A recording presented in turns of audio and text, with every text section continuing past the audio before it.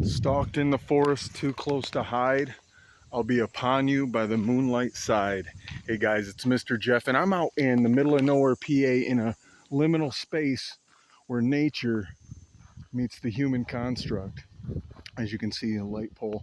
I'm technically at Powder Mill Nature Reserve, a subsidiary of the Carnegie, what is it, the Carnegie Museum of Natural History. So we out here in Western PA, guys, but I want to talk about a certain mushroom toxin, like I like to do.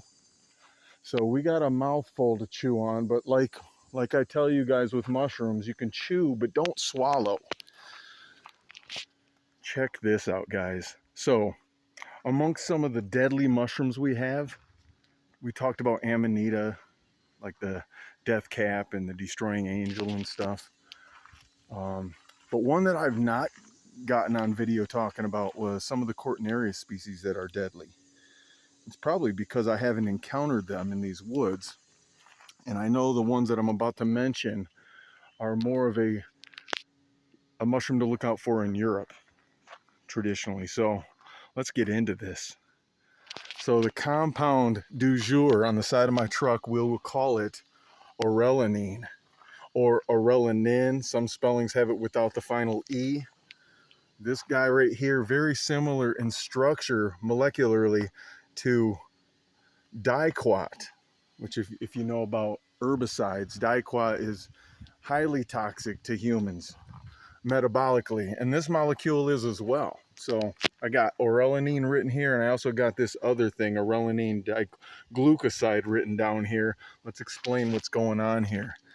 So this molecule, check this out. This R, in previous chemistry videos, I was talking about the R being an attached moiety that allows us to break it down. What that R means is going to determine what this is. So in the case of if this R right here is actually a hydrogen, you'd have that hydroxide group there, or our hydroxyl group here, leaving this as the original orellanine.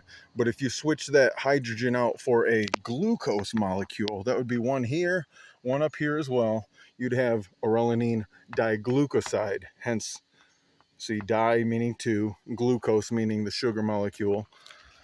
You can also have, as a variation of this, you could have merely one of these R groups switched out as a glucose molecule, and then you would have orellanine monoglucosides. These are found in a couple Cortinarius species of mushrooms. Cortinarius, also known as web caps, because of that cortina, or that spindly web partial veil that they have under their caps. We've got Orellanus and Rebellus. The Beavis and Butthead in me wants to say oral anus for that one, but anyway, I'm not getting into the whole taxonomy. I'm not breaking down identification tips so much on these deadly mushrooms. We're just investigating a little bit on the molecule, but I got to give you something. Their spore print is going to be brown color generally.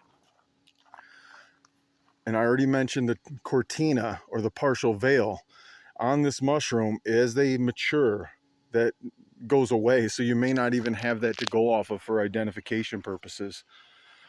Where do we go from here? So I already mentioned diquat wreaking havoc metabolically. Well, this bad boy does too, primarily on your kidneys, as consumption of orellanine or some of its similar toxic compounds, they're going to give you flu-like symptoms on the onset. You're going to feel nasty sick, but after the flu symptoms subside, if they subside, you're also going to be hit later with the beginnings of kidney failure. And this could play out over the course of a couple weeks before you realize you're actually dying. So this is kind of a nasty one. As far as how it metabolically destroys your kidneys, it works negatively, we'll say. It antagonizes the lining of the tubules inside your kidneys. That's what's doing all the filtration, right? It has this like affinity for this part of your body. I mean, other parts of the body can be affected by this compound, but primarily it's going after the kidney tubules, and it works like the opposite of an antioxidant, a pro-oxidant, we'll say. But it goes in and it binds to enzymes, some of these metabolic enzymes. These are those little machines inside the cells that are doing a lot of the work. And if it disrupts these processes, the cells will end up dying. And this comes at it really hard, aggressively, whooping the butts of these cells. Just cleaning up my little thing here. This was kind of all washed away, halfway washed away. I had to go through and fix a lot of this stuff. But so why the hype about a molecule that's so deadly and destructive to the kidneys here? I didn't even mention it's LD50. Once again, on another video I talked about LD50. That's your lethal dose for 50% of your starter population that you're going off of. And in this case, in a mice population, 12 to 20 milligrams per kilogram of body weight is enough to do in half of the mice. In humans, they've discovered, or they propose, that that number is even lower, that we have less of a survival rate on that dosage than they do. So it doesn't take much. Anyway, let's get to the good thing, the good side of this. So, latest research, I think I'm going off of 2022, maybe 2023, so this isn't that old. But they are already in phase 2 trials. That means they're testing out the efficacy of these molecules, not just orelinin, but also they are playing with derivatives of it. They can change a molecule so it may have either greater potency, greater affinity for the receptors that it's binding to, or maybe less toxic. So anyway, all that being said, orelinin is being studied for its effect against kidney clear cell adenocarcinoma. So adenocarcinoma of the kidney, the clear cell variety, which is the most common variety of adenocarcinoma of the kidneys. But it's not like a popular cancer. It's not as common as like lung cancer, breast cancer, prostate cancer, or of those ones. I think out of those who are diagnosed with cancer in the U.S., it might be like 4% get kidney adenocarcinoma. So, and 75% of that, I believe, or something like that, is going to be your clear cell variation. But with a lot of cancers, I believe the vast majority of cancers are going to be metabolically supercharged compared to the normal cell counterpart, we'll say.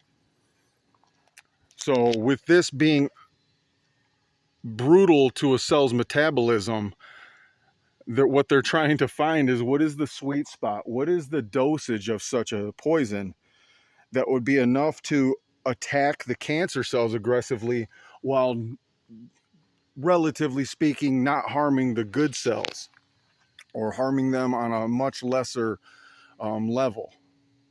So I just, how I am. I get on PubMed and I start reading some of these compounds and what they're doing with them, and I just find it fascinating that they can find deadly mushrooms,